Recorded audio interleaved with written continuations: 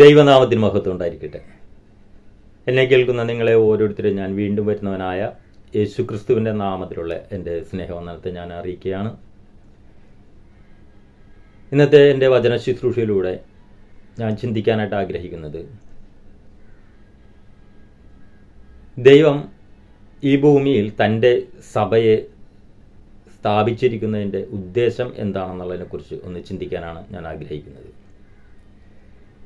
എന്നെ കേൾക്കുന്ന നിങ്ങൾ ഓരോരുത്തരും രക്ഷിക്കപ്പെട്ടവരാണെങ്കിൽ, രക്ഷിക്കപ്പെട്ട് നിങ്ങളൊരു ശുശ്രൂഷയിൽ നിൽക്കുന്നവരാണെങ്കിൽ, നമ്മൾ ഓരോരുത്തരും ചിന്തിക്കേണ്ടതായിട്ടുള്ള ഒരു വിഷയമാണത്. എന്തിനാണ് ദൈവം തൻ്റെ സഭയെ ഈ ഭൂമിയിൽ ആക്കി വച്ചിരിക്കുന്നത്? സഭയുടെ ഉത്തരവാദിത്തം എന്താണ്? സമൂഹത്തോടുള്ള സഭയുടെ ഉത്തരവാദിത്തം എന്താണ്? വ്യക്തിപരമായി നമ്മുടെ മുന്നിൽ പ്രാർത്ഥനയ്ക്കായി വരുന്ന ഓരോ വ്യക്തികളുടെയും അവരോടുള്ള നമ്മുടെ ഉത്തരവാദിത്തം എന്താണ്? ഇതെല്ലാം നമ്മൾ തിരിച്ചറിഞ്ഞ് വേണം നമ്മൾ സഭാജീവിതം നയിക്കുവാൻ. ദൈവം നമ്മളെ ക്രിസ്തുവേശു മുഖാന്തരം നമുക്ക് നൽകിയ, നമ്മുടെ ജീവിതത്തിൽ നൽകിയ മാറ്റം എന്താണ്? നമ്മളിലുള്ള മറ്റൊരു ജനത്തിൽ നിന്ന് നമ്മളിലുള്ള സവിശേഷത എന്താണ്? വ്യത്യസ്തത എന്താണ്? മറ്റുള്ളവരിൽ നിന്നും നമ്മളെ വ്യത്യസ്തരായിട്ട് നിർത്തുന്ന കാര്യം എന്താണ് എന്നുള്ളതിനെക്കുറിച്ചൊക്കെ നമ്മൾ ചിന്തിക്കേണ്ടത് ആവശ്യമാണ്. സാധാരണ ജനത്തിൽ നിന്നും നമ്മൾക്ക് ഉള്ള വ്യത്യസ്തത എന്താണ്, സവിശേഷത എന്താണ് എന്നുള്ളതിനെ കുറിച്ചിട്ട് ഓരോ ദൈവമക്കളും ഓരോ ശുശ്രൂഷകരും തിരിച്ചറിയേണ്ടത് വളരെ പ്രാധാന്യം അർഹിക്കുന്ന ഒന്നാണ്. നമ്മുടെ ഇന്നത്തെ സാഹചര്യത്തിൽ, ഇന്ന് നമ്മുടെ സമൂഹത്തിൽ നടക്കുന്ന ഓരോ കാര്യങ്ങളും നമ്മൾ കണ്ടു കഴിഞ്ഞെന്നാൽ ആ മേഖലകളിലെല്ലാം നമ്മൾക്ക് എന്ത് ചെയ്യാൻ കഴിയും, നമ്മളിലൂടെ ദൈവപ്രവൃത്തി എങ്ങനെ വെളിപ്പെടുത്താൻ കഴിയും എന്നുള്ളതിനെക്കുറിച്ച് നമ്മൾ ചിന്തിക്കണം. ഇന്ന് സമൂഹത്തിൽ മുഴുവനും വാർത്തയായിരിക്കുന്ന ഒരു കാര്യമാണ് മയക്കുമരുന്ന്, അതുപോലെ തന്നെ അതിനോടനുബന്ധിച്ചുള്ള കലഹങ്ങൾ, കൊലപാതകങ്ങൾ, ആത്മഹത്യകൾ, ഇങ്ങനെയുള്ള സമൂഹത്തിൽ ഇങ്ങനെയുള്ള വളരെ മനുഷ്യർ കേട്ടാൽ ഭയപ്പെടുന്ന രീതിയിലുള്ള ഓരോ കാര്യങ്ങൾ നമ്മുടെ സമൂഹത്തിൽ നടക്കുക.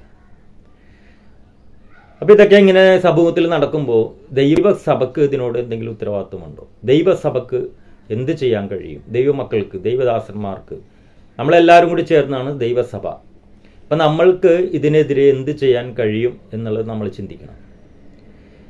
നമ്മളിവിടെ മാധ്യമങ്ങളിലൂടെ നമ്മൾ കാണുന്നുണ്ട്, നമ്മൾ പല മതവിഭാഗങ്ങളും ഇതിനെതിരെ പോരാടാനായിട്ട് ഇറങ്ങി തിരിച്ചിരിക്കുന്നതും അവർ സംഘടിക്കുന്നതും, അതുപോലെ രാഷ്ട്രീയ പാർട്ടികൾ, അതുപോലെ നമ്മുടെ നിയമപാലകർ എല്ലാവരും ഇതിനെതിരെ ഒറ്റക്കെട്ടായി നിന്ന് പോരാടുവാനായിട്ടുള്ള തീരുമാനമെടുക്കുന്നതെല്ലാം നമുക്ക് മാധ്യമങ്ങളിലൂടെ ഒക്കെ നമുക്ക് കാണാൻ കഴിയുന്നുണ്ട്.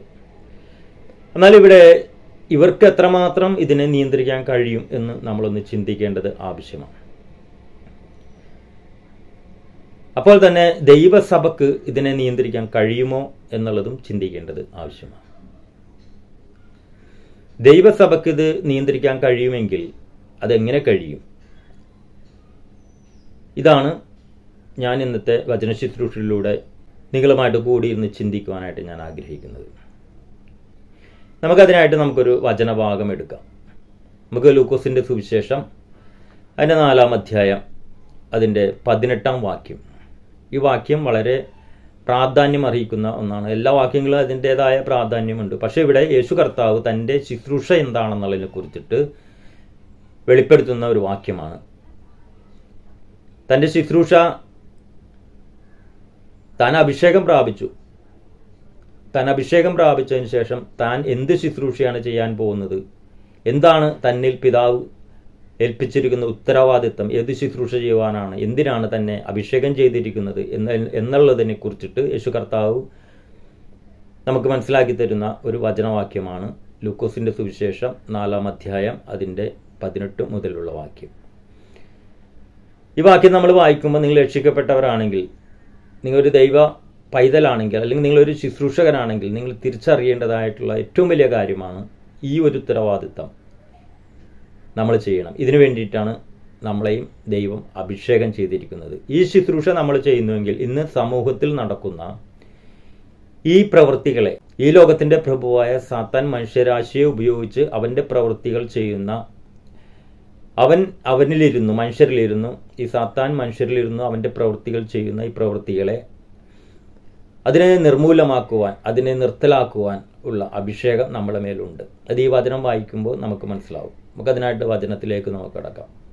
അവിടെ ഇങ്ങനെ എഴുതി വെച്ചിരിക്കുന്നത്, ദരിദ്രരോട് സുവിശേഷം അറിയിപ്പാൻ കർത്താവ് എന്നെ അഭിഷേകം ചെയ്തിരിക്കാൻ അവൻ്റെ ആത്മാവിൻ്റെ മേലുണ്ട്. ബദ്ധന്മാർക്ക് വിടുതലും കുരുടർക്ക് കാഴ്ചയും പ്രസംഗിപ്പാനും പീഡിതരെ വിടുവിച്ചയപ്പാനും കർത്താവിൻ്റെ പ്രസാദവർഷം പ്രസംഗിപ്പാനും എന്നെ അയച്ചിരിക്കുന്നു. അപ്പോൾ ഇവിടെ യേശു കർത്താവ് പറയുന്നത്, ദരിദ്രരോട് സുവിശേഷം അറിയിപ്പാൻ കർത്താവ് എന്നെ അഭിഷേകം ചെയ്തിരിക്കാൻ അവൻ്റെ ആത്മാവിൻ്റെ മേലുണ്ട്. അപ്പോൾ നമുക്ക് ഈ വചനം നമ്മൾ വായിക്കുമ്പോൾ ഇനി നമ്മൾ താഴത്തേക്ക് നമ്മൾ യേശു കർത്താവിൻ്റെ ശുശ്രൂഷകളെ എന്തൊക്കെയാണെന്നുള്ളത് നമുക്ക് ചിന്തിക്കാം. ഈ പറഞ്ഞ ശുശ്രൂഷകൾ യേശു കർത്താവ് ചെയ്യുന്നത് നമുക്ക് സുവിശേഷങ്ങളിലൂടെ കാണാൻ കഴിയും. അതായത് പിശാചിനാൽ ബന്ധിക്കപ്പെട്ട് കിടക്കുന്നവരെ, പിശാചിൻ്റെ പിടിയിലായിരിക്കുന്ന ജനത്തെ അവൻ്റെ കയ്യിൽ നിന്ന് വിടുവിക്കുക. അവൻ കൊണ്ടുവന്ന് മനുഷ്യരാശിയുടെ മേൽ വെച്ച രോഗങ്ങൾ, അവൻ കൊണ്ടുവന്ന് വെച്ചിരുന്ന എല്ലാവിധ കഷ്ടാനുഭവങ്ങളിൽ നിന്നും യേശു അവരെ വിടുവിക്കുന്നത് നമുക്ക് സുവിശേഷങ്ങളിലൂടെ കാണാൻ കഴിയും. എന്ന് വെച്ചെന്നാൽ പൈശാചിക മണ്ഡലം മനുഷ്യരാശിയെ കീഴ്പ്പെടുത്തിയ അവൻ്റെ ഇഷ്ടപ്രകാരമുള്ള അവൻ്റെ ഉപകരണങ്ങളാക്കി മാറ്റി അവനെ തമ്മിൽ മനുഷ്യരെ ഭിന്നിപ്പിക്കുകയും തമ്മിൽ മനുഷ്യന് ദോഷമായിട്ടുള്ള പ്രവൃത്തികൾ ചെയ്യുവാനായിട്ട് മനുഷ്യരെ ഉപയോഗിക്കുന്ന പൈശാചിക മണ്ഡലങ്ങളെ, അവനാൽ പീഡനം അനുഭവിക്കുന്നവരെ വിടുവിക്കുവാനാണ് യേശു കർത്താവ് അഭിഷേകം പ്രാപിച്ചത് എന്നുള്ളതാണ് ഇവിടെ നമ്മൾക്ക് ഈ വചനത്തിലൂടെ നമുക്ക് മനസ്സിലാക്കാൻ കഴിയുന്നത്. എന്നിട്ട് അവിടെ കർത്താവ് പറയുന്നത്, ദൈവത്തിൻ്റെ പ്രസാദവർഷം പ്രസംഗിപ്പാനും ദൈവം എന്നെ അഭിഷേകം ചെയ്തിരിക്കുന്നു. ദൈവത്തിൻ്റെ പ്രസാദവർഷം എന്തെന്നാൽ ദൈവം തൻ്റെ പുത്രനെ മനുഷ്യരാശിയുടെ വീണ്ടെടുപ്പുകാരനായി ക്രിസ്തുവായിട്ട് ഈ ഭൂമിയിലേക്ക് അയച്ചു. ആ ക്രിസ്തുവിലൂടെ നമുക്കൊരു വിടുതലുണ്ട്. ഏതൊരു മനുഷ്യനും ക്രിസ്തുവിലൂടെ വീണ്ടെടുപ്പുണ്ട്. ഇത് പ്രസംഗിക്കാൻ നമ്മളെ അഭിഷേകം ചെയ്തിരിക്കുക. എന്നെ കേൾക്കുന്ന നിങ്ങൾ ഓരോരുത്തരും അഭിഷേകം പ്രാപിച്ചവരാണെങ്കിൽ നമ്മുടെ ഉത്തരവാദിത്തം ഒന്ന് ദൈവരാജ്യം പ്രസംഗിക്കുക, ഒന്ന് സുവിശേഷം, അതായത് ക്രിസ്തുവിനെ പ്രസംഗിക്കുക. സുവിശേഷം എന്ന് വെച്ചെന്നാൽ ദൈവം തൻ്റെ പുത്രനെ മനുഷ്യരാശിയുടെ വീണ്ടെടുപ്പുകാരനായി ക്രിസ്തുവായി നമുക്ക് നൽകിയിരിക്കുന്നു. ആ ക്രിസ്തുവിലൂടെ നിങ്ങൾക്ക് ഏതവസ്ഥയാണോ നിങ്ങളുടെ അവസ്ഥ, ആ അവസ്ഥയിൽ നിന്ന് വീണ്ടെടുപ്പുണ്ട്, പാപത്തിൽ നിന്ന് വീണ്ടെടുപ്പുണ്ട്. പാപം മുഖാന്തരം നിങ്ങളുടെ ജീവിതത്തിൽ വന്നിരിക്കുന്ന എല്ലാ അനർത്ഥങ്ങളിൽ നിന്ന് നിങ്ങൾക്ക് വീണ്ടെടുപ്പുണ്ട്. ഇത് പ്രസംഗിക്കാനാണ് ദൈവം നമ്മളെ അഭിഷേകം ചെയ്തിരിക്കുന്നത്. അപ്പോൾ ക്രിസ്തുവിനെ പ്രസംഗിക്കണം ഒന്ന്. മറ്റൊന്ന്, ബദ്ധന്മാർക്ക് വിടുതൽ, അതായത് പിശാചിനാൽ ബന്ധിക്കപ്പെട്ടിരിക്കുന്ന മനുഷ്യരാശിയെ വിടുവിക്കുവാനുള്ള അഭിഷേകമാണ് നമ്മൾക്ക് നൽകിയിരിക്കുന്നത്. അതിനാണ് നമ്മളെ അഭിഷേകം ചെയ്തിരിക്കുന്നത്. അപ്പോൾ ഇവിടെ മനുഷ്യരെ തമ്മിൽ ഭിന്നിപ്പിക്കുന്ന, മനുഷ്യരെ പിശാചെടുത്ത് അവൻ്റെതായ ആയുധങ്ങളാക്കി ഉപയോഗിച്ചുകൊണ്ട് മയക്കുമരുന്നും മറ്റുള്ള എല്ലാവിധ ദുശ്ശീലങ്ങളും അവൻ്റെതായ ഏറ്റവും അങ്ങേയറ്റത്തെ പ്രവൃത്തികൾ ഇന്ന് മനുഷ്യരാശിയിലൂടെ ചെയ്തുകൊണ്ടിരിക്കുക. വിശുദ്ധ പൗലോസ് അപ്പോസ്തലൻ പറയുന്നുണ്ട്, നമുക്ക് ജഡരക്തങ്ങളോടല്ല പോരാട്ടം, വാഴ്ചകളോടും അധികാരങ്ങളോടും സ്വർഗീയ ഇടങ്ങളിൽ വസിക്കുന്ന ദുരാത്മ ശക്തികളോടും അത്രേ. മനുഷ്യരാശിയിൽ വസിച്ചിട്ട് മനുഷ്യനോട് കൂടെ പിശാചും ഇരുട്ടിൻ്റെ മണ്ഡലങ്ങൾ സാത്താൻ മനുഷ്യരോട് കൂടെ വസിച്ചിട്ട് അവൻ്റെ പ്രവൃത്തികൾ ഇന്ന് ചെയ്യുകയാണ്. ഈ പ്രവൃത്തികളെയും മനുഷ്യനിൽ ഇരുന്ന് പിശാച് ചെയ്യുന്ന ഈ പ്രവൃത്തികളെ നിർത്തലാക്കുവാൻ ലോകത്തിലുള്ള ഒരു മതസ്ഥാപനങ്ങൾക്കോ ഒരു പോലീസിനോ ഒരു ഭരണാധികാരികൾക്കോ ഒന്നിനും കഴിയത്തില്ല. പക്ഷേ അഭിഷേകം പ്രാപിച്ച, വീണ്ടും ജനിച്ച അഭിഷേകം പ്രാപിച്ച ദൈവമക്കളായ നമ്മൾക്ക് ഓരോരുത്തർക്കും ഇതിനെതിരെ നിൽക്കുവാൻ, ഇവൻ്റെ പ്രവൃത്തികളെ അഴിക്കുവാൻ, ഇവൻ്റെ പ്രവൃത്തികളെ നിർമൂലമാക്കുവാനുള്ള അധികാരവും ശക്തിയും നമ്മുടെ മേലുണ്ട്. എന്നെ കേൾക്കുന്ന നിങ്ങൾ ഓരോരുത്തരും ഇത് തിരിച്ചറിയണം. ഇന്ന് സാത്താൻ്റെ വിളയാട്ടങ്ങളെ, സാത്താൻ്റെ പ്രവൃത്തികളെ, സാത്താൻ മനുഷ്യരാശിയെ എടുത്ത് ഉപയോഗിച്ച് അവൻ്റെ പ്രവൃത്തികൾ അവരിലൂടെ ചെയ്യുമ്പോൾ അതിനെതിരെ നിൽക്കുവാൻ കരുത്തുള്ള, അതിനുള്ള അഭിഷേകമുള്ള, അതിനുള്ള ദൈവത്താൽ തിരഞ്ഞെടുക്കപ്പെട്ട ഒരു വിഭാഗം ജനമുണ്ടെങ്കിൽ അത് രക്ഷിക്കപ്പെട്ട വീണ്ടും ജനിച്ച ദൈവമക്കളായ നമ്മൾ ഓരോരുത്തരുമാണ്.